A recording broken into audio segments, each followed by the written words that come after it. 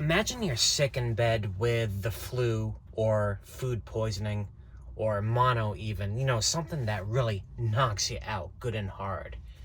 And then there's a tap at your window a few inches from your head and you hear a voice that says, "Sir, you need to move." And you're in no condition to drive. What would you do? This is something that you have to think about if you're gonna be living in a van. Being sick while living in a van is the toughest situation you're gonna find yourself in. It's happened to me 3 times. So first I'll give you guys a health update on me. I talked about in a recent video how I've been experiencing some symptoms, including paralysis in half of my face. I've also had lethargy. My workout has been taking harder to do than it should, and other things. So anyway, I went to the doctor yesterday, was there all day, got tests. He thinks what I have is Lyme disease, which actually at least a couple people in my YouTube comments actually said that might be what I have. The doctor described Lyme disease not as a specific strain that they can detect, more of an umbrella of symptoms. So I have a few of them. I did have a tick bite that I had lodged. It left a scar on the back of my leg when I did my road trip down to Florida. I had the facial paralysis. I've had emotional mood swings and stuff. All of those are indicative of Lyme disease. I'm going in for an MRI and they did my labs and stuff. So in the meantime, he gave me a few things. He gave me something called prednisone, which is a steroid for the facial inflammation. Now, I have been researching prednisone. I took one yesterday while I was at the doctor's office, and let me tell you, I don't know if it did anything for my face, but it kept me up all freaking night. I am not liking this stuff so far. I researched it a little bit more today, found horror stories from people about it, even a page dedicated to memes about this prednisone stuff. One of them was about how it causes bloating and weight gain and stuff, and facial bloating. I don't want to trade a paralyzed face for a bloated face, you know what I mean? I don't want to come out of this looking like Benito Mussolini. I'm a little skeptical of that. Another meme was about, the person said, prednisone is like the friend that you love to hate. I have no idea what that means. I've never had a friend like that. I'm not sure I want a friend like that. And I even saw a meme that called prednisone the devil's Tic Tac. So needless to say, I think I might have to just live out the facial paralysis thing for now. I ain't touching the prednisone. He did also give me a powerful antibiotic, doxycycline or something like that, which I am faithfully taking twice a day, because most of what Lyme disease does to you is your immune system's reaction to this cocktail of crap that the tick put in you.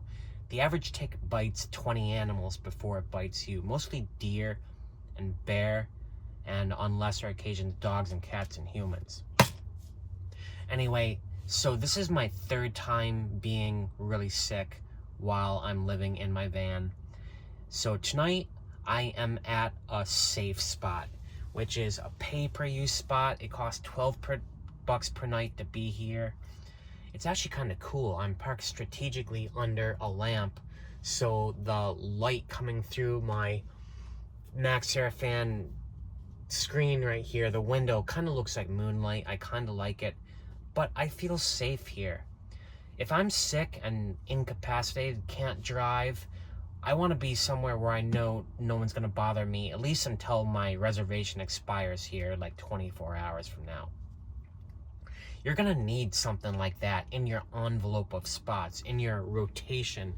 It's probably going to be a pay-per-use spot, but you're going to need a place where you can go when you know you're not good to drive, and where no one's going to bother you until your reservation runs out.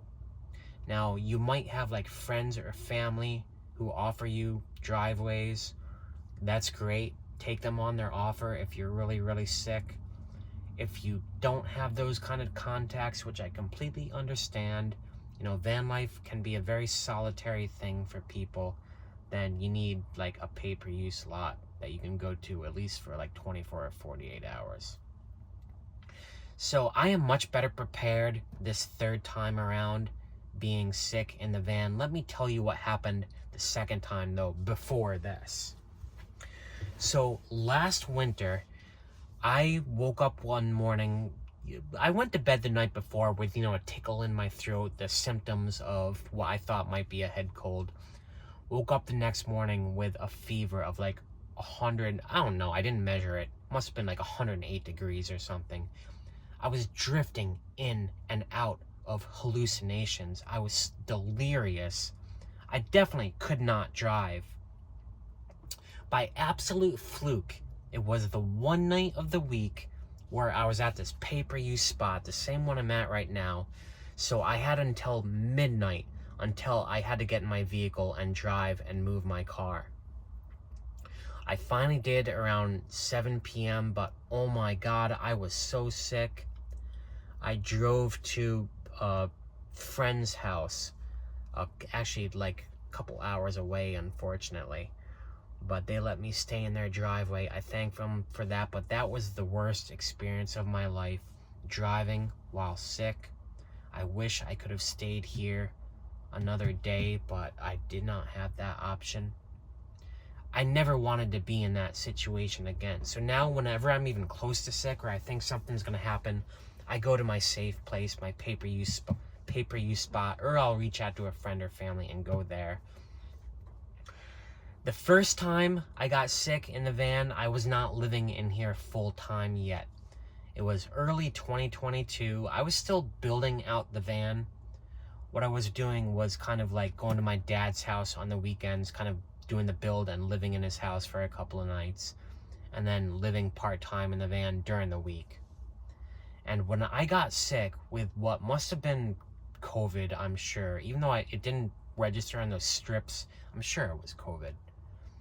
I was out of commission for like 3 weeks, but maybe even longer than that. I don't remember.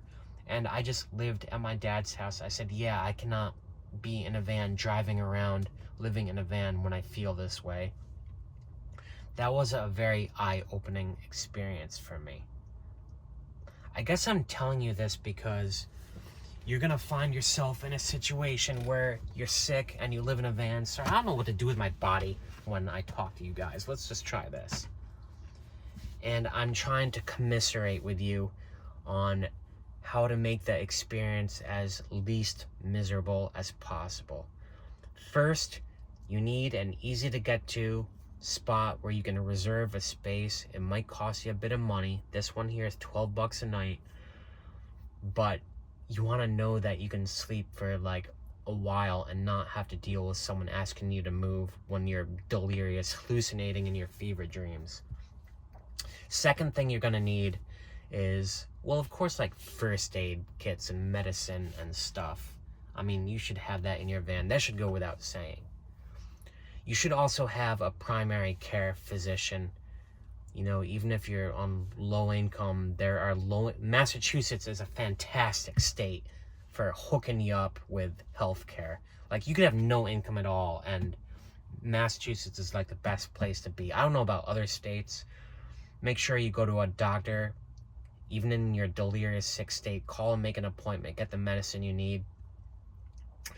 But as for places to stay, you're gonna want friends, you're gonna want family, you're gonna need a house to stay in, to retreat to in times of need. I know van life can be very solitary, but when you're sick and out of commission and by yourself, you gotta ask for help. Even if it's someone whose house you've never stayed at before, go through your network, say, hey, I need help. Yeah, I guess I'm thinking about this because I'm sick right now with this stupid Lyme disease. Not the cool kind that you can put in your margarita, but the terrible kind that comes from a bug. And also, I stayed in a house for the first time in a long time. It must have been over a year. just a few videos ago, and I was like, wow, it's funny how much space there is in a house. It's almost like an alien experience. And I now have somewhere where I can go. This person said, yeah, you're welcome anytime. Come here and stay here. And I'm so glad for that. This is kind of like a van chat ramble, but I just want to commiserate with you guys about being sick in a van. Make sure you're prepared, and also give you a health update on me. Yeah, so you guys in the YouTube that said I might have Lyme disease, you pretty much nailed it. It's amazing what a little freaking bug can do to you and make you feel so bad and so off. So anyway, yeah, I'll be taking this. I won't be taking this devil's Tic Tac stuff, but I will be taking the antibiotic. Hopefully I get better. And thanks for watching this long rambling rant about being sick. Just want to commiserate with y'all. Hit that like button below. I'll be back in the next video with something cooler than this, I promise. Alright, thanks for watching. Peace out.